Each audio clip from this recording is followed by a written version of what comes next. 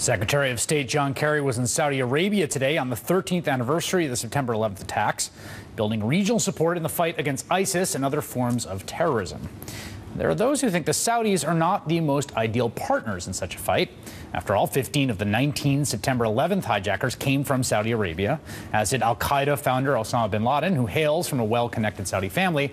And a lawsuit from victims of the attacks and their families, now working its way through the court system, alleges that the hijackers received direct assistance from Saudi government officials in the United States.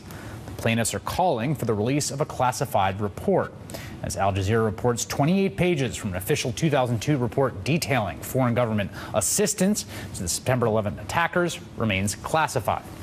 In 2003, then President George W. Bush, seen here holding hands with Saudi Crown Prince Abdullah in 2005 at his Texas ranch, explained why he would not release the pages.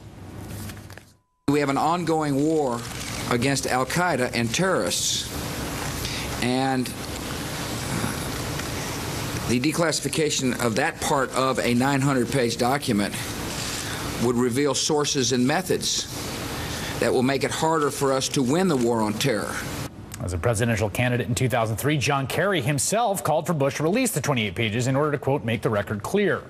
The Saudis have long maintained they, too, want the pages released. In 2003, their ambassador to the U.S. saying, quote, 28 blanked-out pages are being used by some to malign our country and our people, and that Saudi Arabia has nothing to hide.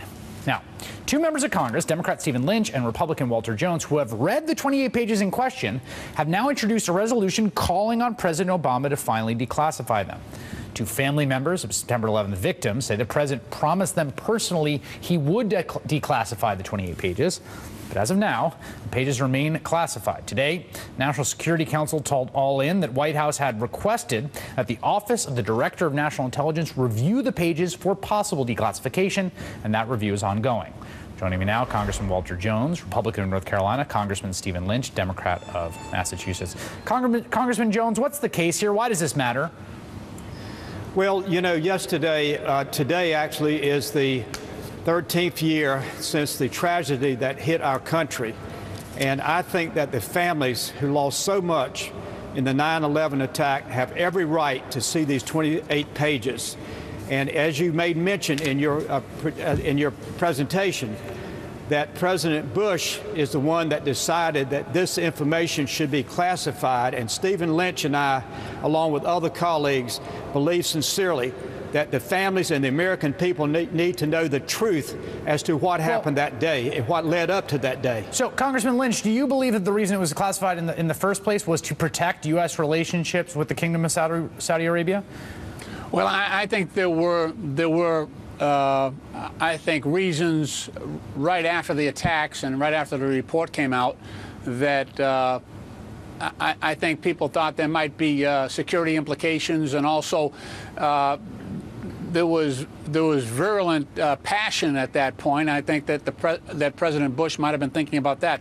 But what you asked Walter, that's a great question. Why do we want these released? I agree with what my friend Walter Jones has put out there about owing it to the families, owing it to the American people.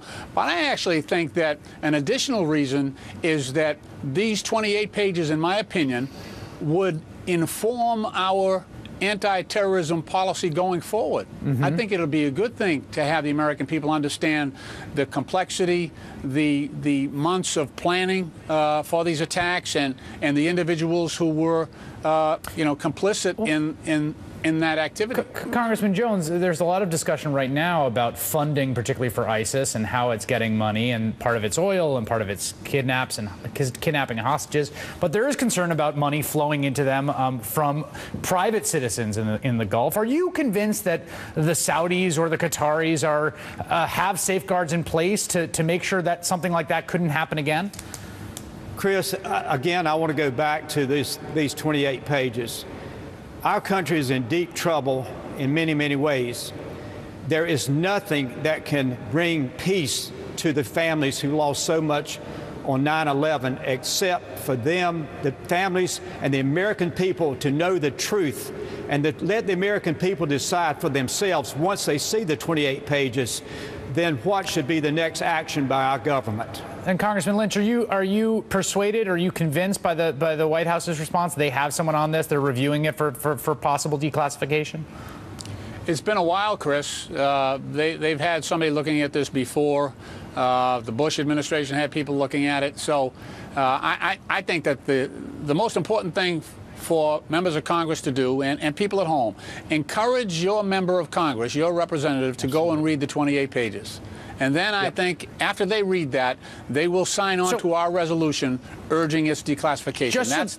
Just so we're clear about this, this was the joint, the sort of special joint committee that was put together. This is not the 9/11 Commission. This was issued in 2002, if I'm not mistaken, right? That's correct, Chris. Yeah. And so any member of Congress can read it.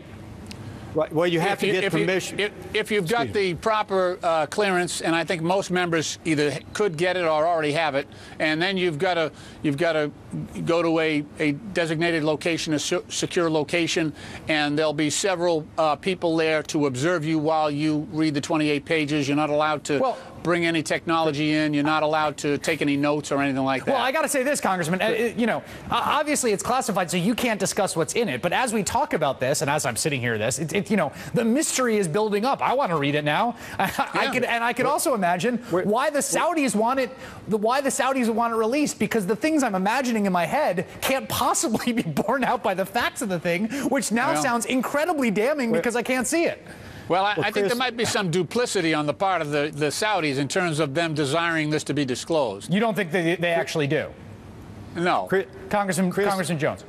Yes, sir. If I could speak very quickly, your listeners and those who follow your show need to fully understand that the chairman of the Joint Congressional Committee of Inquiry on this issue, Richard Shelby, and Senator Graham from Florida have been very outspoken to say this needs to be made public. That's right. And if it implies other countries like the Saudis, so be it. But let the American people know the truth. Well, let's rebuild the confidence of the American people by letting them know the truth of 9/11. I think it's a persuasive case, Congressman Walter Jones and Congressman Stephen Lynch. Thank you, gentlemen, both.